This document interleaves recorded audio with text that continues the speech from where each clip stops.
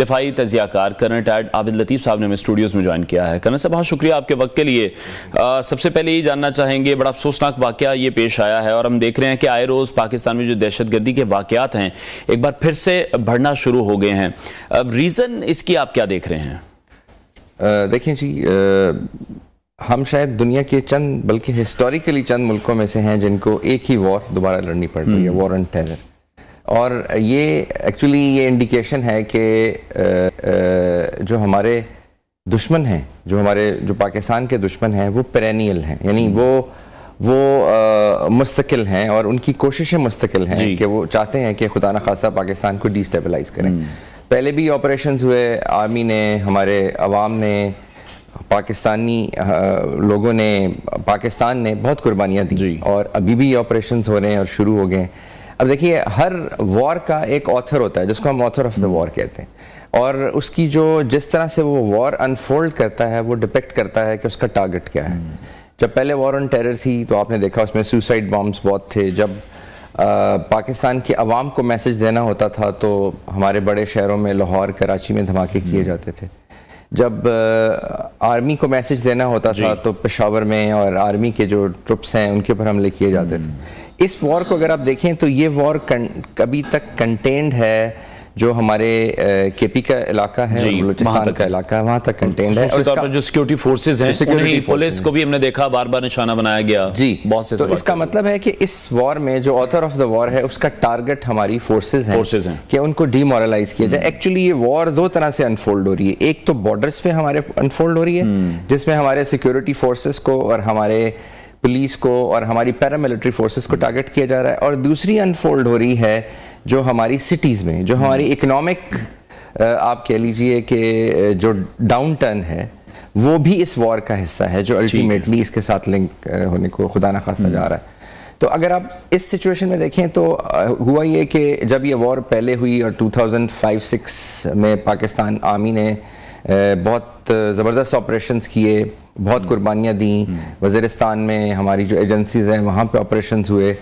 پھر 2014 میں آپ کو یاد ہوگا کہ جو ہے وہ پاکستان کی انٹرنل سیکیورٹی پالیسی آئی پہلی، اور اس پالیسی کے ساتھ ہی نیشنل ایکشن پلان آیا، جس نیشنل ایکشن پلان کے اندر جو تھی وہ بہت ساری چیزوں کو اور سوسائٹی کو ایز اے ہول لیا گیا۔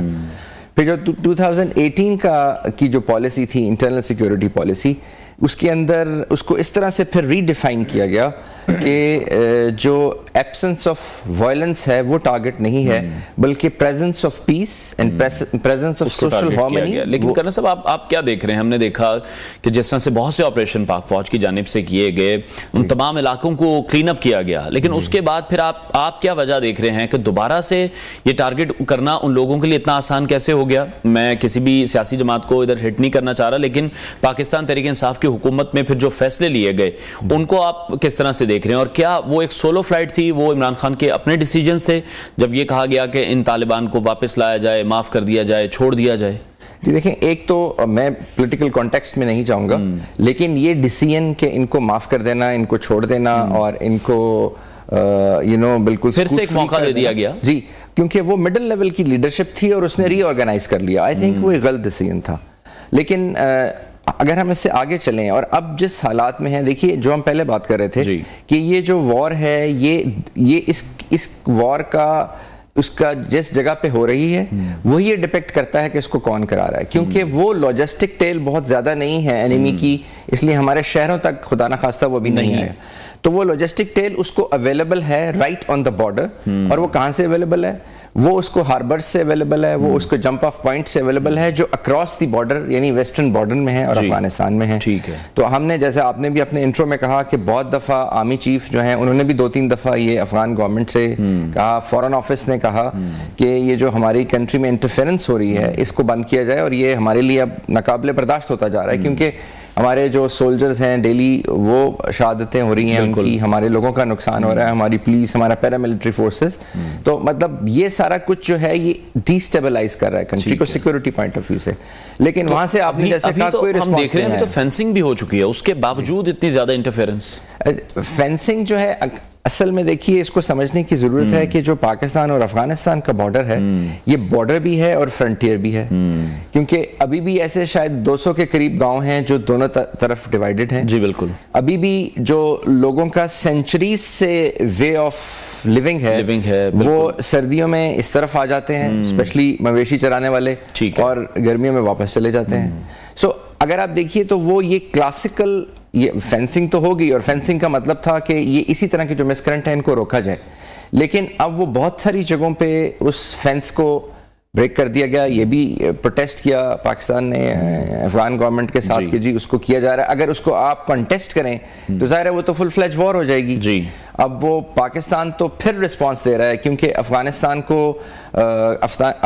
گورنمنٹ کو یہ بتانے کی کوشش کر رہا ہے کہ یہ ایک نیا فرنٹ نہیں ہے پاکستان کا. افغانستان از اے فرینڈلی کنٹری، اور یہ ایون مہاجرین کو بھیجنا جس میں سے وہ لوگ جو کہ یہاں پہ رجسٹر نہیں تھے غیر قانونی طور پر. بالکل میں اسی پوائنٹ کی طرف آ رہا تھا کہ جب یہ فیصلہ لیا گیا غیر قانونی طور پر مقیم جو غیر ملکی تھے، اس وقت بھی تو یہ بات سوچی گئی ہوگی کہ اس کے بھی کانسیکوینسز ہو سکتے ہیں. اور کیا آپ کو یہ بات درست لگتی ہے کہ پھر جو لوگ یہاں سے گئے ہیں یا وہاں پر جو پہلے سے لوگ موجود تھے وہ اس ایشو کی وجہ سے بھی اب پاکستان کو ٹارگٹ کر رہے ہیں؟ جی میں نہیں سمجھتا، میرے خیال میں یہ اس سے پہلے کی بات ہے. ٹھیک ہے. اور یہ ایکچولی اس پالیسی کا حصہ ہے جو ویسٹ میں بیٹھ کے ہمارا ایسٹ والا اینیمی پرپیٹریٹ کر رہا ہے. جی تو میں نے ایسٹ والا اینیمی سے مطلب انڈیا ہے. اچھا اب آپ دیکھیے کہ یہ ابھی ریسنٹلی آپ نے کل پرسوں دیکھا کہ انڈین سپریم کورٹ نے ایک ڈیسیژن دیا. جی اور ابھی خدا نہ خواستہ وہی جو اس وار ہے وہ پاکستان کے اگینسٹ اس کو ایکسپینڈ کرنے کی کوشش کر رہا ہے. اب سون لگتا یہ ہے اللہ نہ کرے کہ وہ ریور جہلم اور ریور چناب جو ہے اس کو بھی ٹارگٹ کریں گے. اس میں پانی جو ہے آئی تھنک اس کو بھی روکنے کی کوشش کی جائے گی. سو ایک کمپریہنسو طریقے سے وہ پاکستان کے ساتھ جو دشمنی ہے، جو ہندوتا کا مین فوٹے ہے، جو ہندوتا کی آپ کہہ لیجیے جو مین ہندوتا کی جو فورن پالیسی ہے، جو ہندوتا کے ڈپلومیسی کا پارٹ ہے، اس کا مین حصہ یہی ہے کہ پاکستان کو نقصان پہنچائے. بالکل. لیکن کرنا صاحب ہم یہ دیکھ رہے ہیں کہ پاکستان پر جو تنقید کی جاتی ہے، جو ہمارے لوگ بھی کرتے ہیں، جو باہر سے بھی پاکستان پہ ہوتے ہیں، کہ پاکستان کا کچھ سٹانس اس حوالے سے کلیئر نہیں ہے. لیکن جس طرح سے انڈیا تو پاکستان کو اس جنگ میں دھکیلنا چاہ رہا ہے، تو پاکستان کے پاس آپ کیا سمجھتے ہیں پھر کیا آپشنز ہیں؟ افغانستان کی طرف سے بھی یہ جو تمام سچویشن کریٹ ہو رہی ہے وہ بھی ہندوستان کے تھرو ہی کی جا، ہندوستان ہی وہ کروا رہا ہے. پھر جب ہم کشمیر والے معاملے کو دیکھ رہے ہیں، جس طرح سے آپ بھی کہہ رہے ہیں کہ آگے جہلم کے حوالے سے، چناب کے حوالے سے انڈیا پاکستان کو کارنر کرنے کی کوشش کر رہا ہے. جی دیکھیے ہمارے پاس تو پہلی آپشن ہمیشہ ڈپلومیسی ہوتی ہے. ہمیں اب یہ جو افغانستان سے انٹرفیرنس ہے، ہم نے 3-4 دفعہ جیسے گورنمنٹ نے بھی، آرمی چیف نے بھی 3-4 دفعہ میسج کنوے کیا اور لاؤڈ اینڈ کلیئر کنوے کیا. تو اب جب کنوے کر دیا اس کے بعد اب آئی تھنک ہمیں اس کو ڈپلومیٹک فورا پہ اور فورمز پہ اس کو اس طریقے سے اٹھانا چاہیے کہ اس کو ہم پوری انٹرنیشنل جو کمیونٹی ہے اس کو یہ باور کرا سکیں کہ ہم نے اپنی ایفرٹ کر لی، 3-4 دفعہ یہ ریکویسٹ کر کے دیکھ لی، لیکن یہ انٹرفیرنس ہے، اس کے یہ پروف ہیں، ان پروفز کو دینا چاہیے. اور پھر the right of self defence اور right to retaliate across even اگر اس کی ضرورت پڑے، کیونکہ دیکھیے بیسس تو وہاں سے قریب ہے. میں نے کہا نا لوجسٹک ٹیل 10 کلومیٹر پیچھے شروع ہوتی ہے اور 10 کلومیٹر ادھر آ کے ختم ہو جاتی ہے. تو جو 20 کلومیٹر کا ایریا ہے، 10 کلومیٹر ہماری سائڈ پہ، 10 کلومیٹر اکراس، آئی تھنک ادھر اسٹرائک کرنا. اور اگر یہ نہیں ہوتا، لیکن اس کے لیے پہلے انٹرنیشنل جو کمیونٹی ہے آئی تھنک اس کو کانفیڈنس میں لینا ضروری ہے، انگیج کرنا ضروری ہے.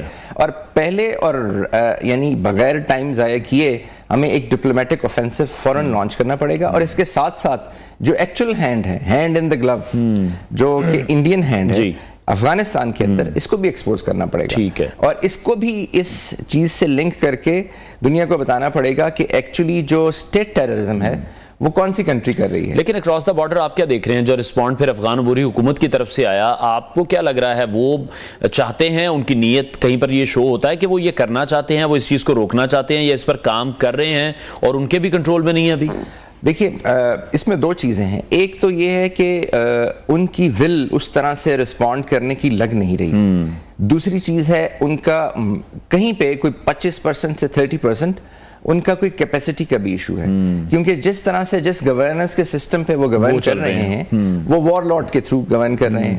کچھ جگہوں پہ تو کابل میں تو ان کا بہت اچھا کنٹرول ہے, لیکن ہنڈرلینڈ کے اندر اگر آپ دیکھیے جو پروونسز کے اندر تو وہ وار لارڈز ہی ہیں جو کہ ڈیفرنٹ مکتبہ فکر کے ساتھ, ڈیفرنٹ ریلیجس تھاٹ کے ساتھ وہ کر رہے ہیں, اور وہ وہاں پہ پرویل کرتے ہیں. تو طالبان بھی ان کے ساتھ وہاں پہ ان کولیشن ہے, اور بعض جگہ پہ کولیشن میں وہ بگر پارٹنر ہیں. تو اس لیے افغان طالبان کے لیے شاید وہ بھی ہے. اسی لیے میں کہہ رہا ہوں کہ ہمیں یہی پوائنٹ جو ہے اس کو اسٹیبلش کر کے, انٹرفیرنس کو اسٹیبلش کر کے انٹرنیشنل کمیونٹی کو یہ کہنا چاہیے کہ ہم نے افغان گورنمنٹ کو بہت ریکویسٹ کی ہے. آئی تھنک ان کی اس بارڈر بیلٹ پہ وہ کیپیسٹی نہیں ہے. جب وہ کیپیسٹی نہیں ہے, اگر وہ امریکہ کا رائٹ تھا کہ وہ اٹلانٹک کے پار سے یہاں آ کے ریٹیلیٹ کرے تو ہم تو ساتھ جڑے ہوئے ہیں, ہمارا بھی یہ رائٹ ہے. اور دوسرا جو قرض ہے جو ہمارا یہ ہے, دیکھیے جو افغان ٹرانزٹ ٹریڈ ہے, اس ٹرانزٹ ٹریڈ نے شاید افغانستان وہ واحد ملک نہیں ہے جو لینڈ لاکڈ ہے, کوئی 19 کے قریب ملک ہیں جو لینڈ لاکڈ ہیں, اور ان کا ارینجمنٹ اپنی ہوسٹ کنٹری کے ساتھ ہوسٹ اینڈ کلائنٹ کا ہوتا ہے. بالکل ہمارا جو ارینجمنٹ افغانستان کے ساتھ ہے وہ ہوسٹ اور پیراسائٹ کا ہے. ہماری آج تک انڈسٹری ڈیولپ نہیں ہوئی, اس کی وجہ ٹرانزٹ ٹریڈ ہے. افغانستان کی ریکوائرمنٹ جو ہے وہ اگر 2000 یا 3000 کنٹینر ہے تو وہاں پہ 15000 کنٹینر آتے ہیں. وہ کنٹینرز جو ہیں وہ کنٹینرائز جو ایگریشن ہے ہمارے اگینسٹ, وہ ہماری انڈسٹری کو پچھلے 25-30 سال سے اس نے گرو ہی نہیں کرنے دیا. بالکل. سو ہماری اکانومی جو ہے وہ بھی وہاں افغانستان کی وجہ سے سفر کر رہی ہے, ہماری انٹرنل سیکیورٹی بھی سفر کر رہی ہے, ہماری ڈپلومیسی بھی سفر کر رہی ہے. ہم سب کچھ کر کے 30 سال ان کو یہاں پہ رکھ کے اپنے افغان بھائیوں کو, اور وہ کوئی ہم نے احسان نہیں کیا, وہ ہمارا ایک اسلامک فریضہ تھا, وہ ہم نے کیا. تو یہ سارا کچھ کرنے کے باوجود لیکن وہ دیکھ رہے ہیں جو پے بیک ہے وہ بڑی غلط صورت میں پھر پاکستان کو مل رہا ہے. لیکن کرنا صاحب ان تمام سیناریو میں جس طرح سے ہم دیکھ رہے ہیں آئے روز اب یہ واقعات رپورٹ ہو رہے ہیں, اور بڑی بے چینی ہے ایک قسم کی عوام میں بھی ان تمام واقعات کو لے کے. جس طرح سے آپ بھی کہہ رہے ہیں کہ لاجسٹکس ابھی تو اس طرح سے نہیں ہے, لیکن کہیں نہ کہیں شاید کوئی ایسی پلاننگ وہ بھی کی جا رہی ہو کہ پاکستان کے ڈفرینٹ شہروں کو بھی نشانہ بنایا جا سکے. خدا نہ خواستہ میں اسی حوالے سے پوچھنا چاہ رہا ہوں کہ یہ معاملہ آپ کیا دیکھ رہے ہیں, آپ کو رکتا نظر آ رہا ہے, یا پھر اگر جب پاکستان ریٹیلیٹ کرے گا, پاکستان ڈیفینسنگ موڈ میں جائے گا اور اکراس دا بارڈر بھی کچھ آپریشن کیے جا سکتے ہیں, تو پھر اس کے بعد آپ سچویشن کس طرح سے ڈیولپ ہوتی دیکھ رہے ہیں؟ کیونکہ بارہا میسج کنوے کیا گیا لیکن پازیٹیو رسپانس تو نہیں آ رہا. دیکھیے میں سمجھتا ہوں کہ خدا نہ خواستہ میسیجنگ سے اور خالی سگنلنگ سے, اور سگنلنگ بھی جو ہے وہ اس طرح کی کہ جس میں کنکریٹ اور کائنیٹک ایلیمنٹ نہیں ہے, مجھے تو یہ رکتا ہوا نظر نہیں آ رہا. اسی لیے جو بیسز ہیں, جو چیز ہے جو یہاں سے شروع ہو کے اب اکراس اگر ہم جا سکیں تو, لیکن اس کے لیے ہمیں پہلے وہ ریشنل اسٹیبلش کرنا پڑے گا, کیونکہ ظاہر ایک سوورن کنٹری ہے, آپ کسی سوورن کنٹری میں پینیٹریٹ تو نہیں کر سکتے, لیکن اس کے لیے آپ کو وہ انٹرنیشنل ریشنل اسٹیبلش کرنا پڑے گا, اور وہ ریشنل پروف کے ساتھ اور افغان گورنمنٹ کی کیپیسٹی کے ساتھ وہ آپ کو اسٹیبلش کرنا پڑے گا. اور وہ ابھی جیسے آرمی چیف بھی اس وقت واشنگٹن ڈی سی میں ہیں, اور آئی ایم شیور وہ اس ایشو پہ ان کی ڈیفینیٹلی اس پہ بات ہوگی, اور وہ اس پہ جیسے وہ پہلے بھی کہتے رہے ہیں آئی تھنک اس کو ریز کیا جائے گا. لیکن جو آپ نے کہا کہ یہ, میں نے کہا نا ہر وار کا ایک آتھر ہوتا ہے, یہ وار ابھی لاجسٹک اور لاجسٹیکل کنوینئنس کے لیے اینیمی نے اس کو اسی بارڈر بیلٹ تک رکھا ہوا ہے. جی بالکل. اب جو ہماری اس ماشاءاللہ جو ہماری الحمدللہ جو ہماری انٹیلیجنس ہے اور ہماری پولیس ہے, اب اس کی کیپیسٹی شہروں کے اندر مانیٹر کرنے کی, کرائم کو ٹریس کرنے کی وہ والی نہیں ہے جو پہلے تھی, اب بہت انہینس ہو چکی ہے. بالکل. تو آئی تھنک کہ یہ اسی لیے اس کو بھی کرٹیل کر کے کوشش کی جا رہی ہے, خدا نہ خواستہ, اور ایسا نہیں ہوگا کہ جو آرمی ہے اور جو ہماری سول آرمڈ فورسز ہیں اور پولیس ہے اس کو ڈی مورلائز کیا جائے, کیونکہ ان پہ اتنے اٹیک کیے جائیں, ان کو اتنی کیجولٹیز ہوں. آپ کل دیکھیے, کل کوئی 23 کے قریب جوان شہید ہوئے, وہ which was a sad day کیونکہ کسی بھی قوم کے لیے.